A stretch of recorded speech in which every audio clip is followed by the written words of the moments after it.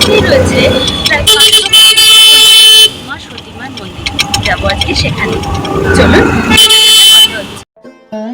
হালি শহরে আমার মামার বাড়ি হওয়ার সুবাদে ছোট থেকেই এই সতীমার মন্দিরের নাম আমি শুনে আসছি। নদিয়া জেলার কল্যাণী শহরে ঘোষপাড়া অঞ্চলে অবস্থিত এই সতীমার মন্দির বৈষ্ণবদের কর্তাভজা সম্প্রদায়ের কাছে এক অত্যন্ত গুরুত্বপূর্ণ সাধন ক্ষেত্র। আর সতীমা হলেন সেই সম্প্রদায়েরই মানবী দেবী। কর্তাভজা সম্প্রদায়ের প্রবর্তক হলেন নদিয়ার ঘোষপাড়ার আউল চাঁদ। ভক্তরা তাকে গোড়া চাঁদ নামে ডাকতেন, এমনকি শ্রী চৈতন্যের অবতার হিসেবেও তাকে মানা হতো। এই ঘোষপাড়ারই বাসিন্দা ছিলেন রামশরণ পাল। তার দ্বিতীয় স্ত্রীর নাম ছিল সরস্বতী। শোনা যায় এই মরণাপন্ন সরস্বতীর সারা গায়ে পুকুর থেকে মাটি এনে লেপে দিয়েছিলেন আউল চাঁদ, আর তাতেই সুস্থ হয়ে ওঠেন সরস্বতী। এই মন্দিরে আসার জন্য কল্যাণী অথবা কল্যাণী ঘোষপাড়া স্টেশনে নেমে একটি টোটো নিয়ে নিতে পারেন। মন্দিরের সামনে প্রচুর ডালার দোকান পাবেন, সেখান থেকে নির্দিষ্ট মূল্যের বিনিময়ে আপনার প্রয়োজনীয় ডালাটি সংগ্রহ করে নিন। আসুন এবার আমরা কথা বলি এই মন্দিরের এক পূজারীর সঙ্গে এবং জানার চেষ্টা করি এই মন্দিরের ইতিহাস। একজন সংসারী মানুষ, এই ব্যাপারটা হচ্ছে চৈতন্য মহাপ্রভুর পরবর্তীতে সতী মায়ের আদি বাড়ি এটা নয়, ওনার বাড়ি ছিল চাঁদগড় এবং বর্তী গোবিন্দপুর। পাশাপাশি দুটো গ্রাম, একটা হলো গোবিন্দপুর, একটা হলো জগদীশপুর। আর গোবিন্দপুর হচ্ছে সতী মায়ের বাপের বাড়ি, আর জগদীশ সতী মায়ের শ্বশুর। ওনার স্বামীর নাম হচ্ছে রামশরণ পাল। তা ওনারা সাধন ঘোষণা করার জন্য দেশবন্ধু যখন এখানে এসেছিলেন, যখন এসেছিলেন তখন এখানে ছিল অরণ্য জঙ্গল, কোনো লোকের বসতি এখানে ছিল। মায়ের অরণ্য জঙ্গলে বসে দেখে এই আদিম তখন গাছটা খুব আর চল ছিল। তখন এখানে পরিষ্কার পরিচ্ছন্নতা করে মতামত দিয়ে একটা কুড়ি রেখে রামশরণ পাল এবং সতীমা স্বামী স্ত্রী দুজন ওই সেই চৈতন্য মহাপ্রভু 17 বছর। তারপর কিছুদিন পর সেই চৈতন্য মহাপ্রভু দেখাচ্ছে সে নিজে হাতে মা বাবাকে দীক্ষা দিচ্ছে। দীক্ষা দেওয়ার পরে যাওয়ার সময় মাকে উনি বর দিয়েছেন, সেইখান থেকে উনি বাঁচছেন। উনি মুখ দিয়ে যা বলতেন তাই।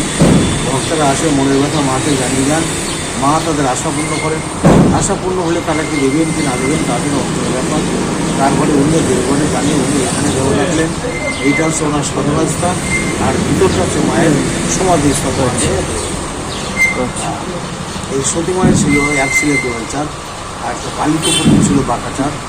আর সতী মায়ের পর্বতের ছেলে হচ্ছে নাম আছে দুলাল। দুলাল চাঁদের ছিল 5 ছেলে। তার বংশধর এখন আছেন, এই 8 পুরুষ চলছে। বিভিন্ন অনুষ্ঠান এখানে বড় উৎসবটা হচ্ছে দোল উৎসব। বহু সংখ্যক মানুষের ভিড় হয়, তারা এখানে আসেন।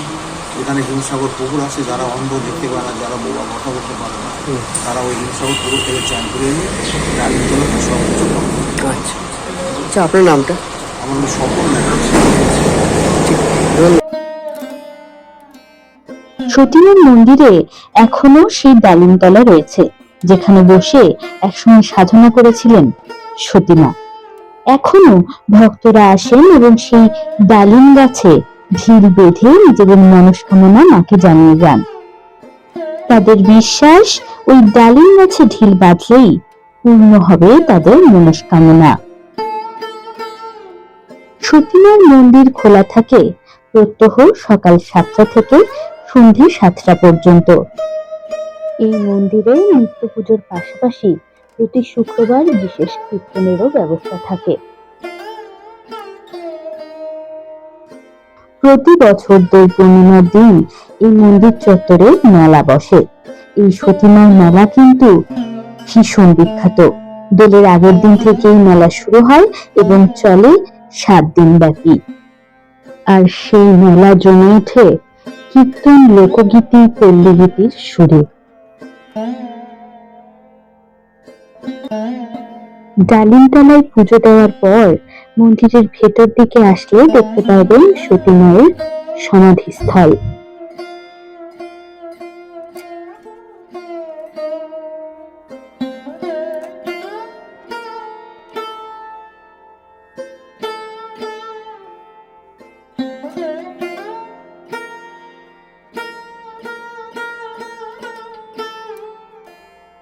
সতী মায়ের এই মেলা কিন্তু হিন্দু মুসলমানের মেলা, অনেকে আবার একে 22 ফকিরের মেলাও বলেন। শোনা যায় স্বয়ং লালন ফকির নাকি এই মেলায় আসতেন।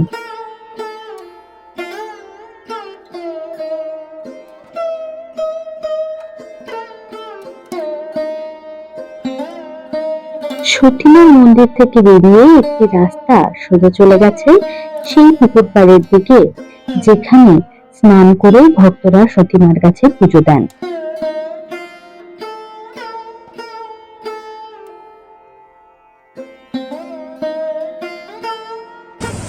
অনেকদিন পর আজকে আমরা আবার বাড়ি থেকে বেরোনোর সুযোগ করতে পারলাম এবং এখানে এসে মায়ের কাছে পুজো দিয়ে ভীষণ ভালো লাগছে। নিজের কিছু মনস্কামনাও মাকে জানালাম। আমাদের সতীমার মন্দির দর্শন করা হয়ে গেল। মন্দিরের একজন সেবায়েতের কাছ থেকে জানলাম মায়ের ইতিহাস। সেসব তো আপনারা অলরেডি শুনেই ফেলেছেন এই ব্লগ থেকে। যাই হোক, আজকের ব্লগটি শেষ করবো এখানেই। এখন আমরা ধরেছি বাড়ির পথ। আজকের ব্লগটি শেষ করবো এখানেই। ফিরে আসবো খুব তাড়াতাড়ি নতুন কোনো মন্দিরের সন্ধান নিয়ে। ততদিনে সবাই ভালো থাকবেন, সুস্থ থাকবেন, দেখতে থাকবেন তীর্থযাত্রা।